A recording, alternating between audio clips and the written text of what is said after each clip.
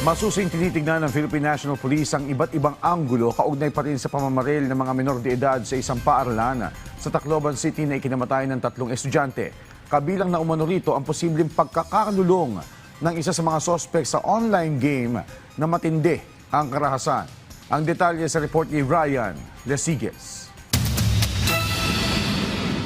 Hindi na lamang nakakahon sa bullying ang motibong tinitingnan ngayon ng Police Regional Office 8 sa nangyaring pamamaril sa San Jose National High School sa Tacloban City sa Leyte na ikinasawi ng 3 individual. Lumalabas kasi sa investigasyon ng PRO8 na lulong sa online game na Gorbox ang isa sa mga suspect. Ma'am, yung sa side ng bullying, tinitingnan po natin kasi base doon sa isang witness.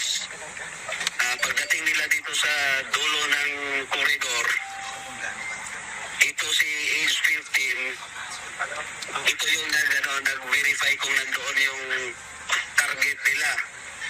However, negative daw doon yung hinahanap nila, bumalik. So, para silang nag-tactical movement papunta doon sa whole streets ng corridor. At basta-basta na lang pumutok doon sa windows. Ang Gorbox sa isang violenteng laro online, pinapapili sila ng kalibre ng baril na gagamitin at ang pagbaril o headshot. Meron ding nakakausap para turuan sila kung paano pumatay. Pinaniniwala din ng Gorbox ang isang manlalaro na kaya niyang gawin ang lahat dahil sa kapangyarihang nasa kanyang mga kamay. Ayon kay PRO8 Regional Director Police Brigadier General Jason Capoy, mahigit 1 buwang pinagplanuhan ng 2 batang sospek ang krimen. Planado din ng 2 ang krimen mula sa pagpuslit ng baril hanggang sa mga kaso na maaari nilang kaharapin. Batay ito sa screenshot ng usapan ng mga minor de edad na sospek. Yes, ma'am. Just like the Roblox, may laro, may shooting din, mga ganong firearm. Silang dalawa sa'yo? Medyo violent po yung laro. Sinibak na sa pwesto ng PRO8 ang pulis na may-ari ng baril na ginamit ng isa sa mga sospek. Lumalabas na tama ng bala mula sa 9mm na issued firearm ang nakapatay sa 3 biktima. Isang basyo naman ng bala mula sa kalibre 38 ng baril ang na-recover sa crime scene. May alam din daw sa paggamit ng baril ang isa sa mga sospek, partikular na ang pag-release ng magazine at pag-reload dahil minsan na itong naisama sa firing range. Doon po sir sa 9mm Glock, yung 40 empty shells.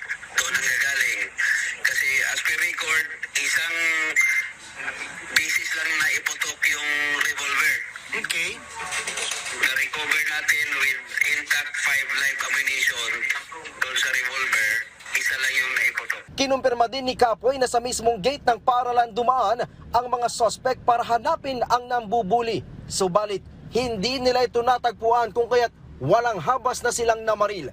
Nagsagawa ng case conference at ocular inspection sa pinanyerihan ng krimen ang Department of Education at ang PRO8. Samantala, umakyat na sa 20 ang nasugatan sa insidente.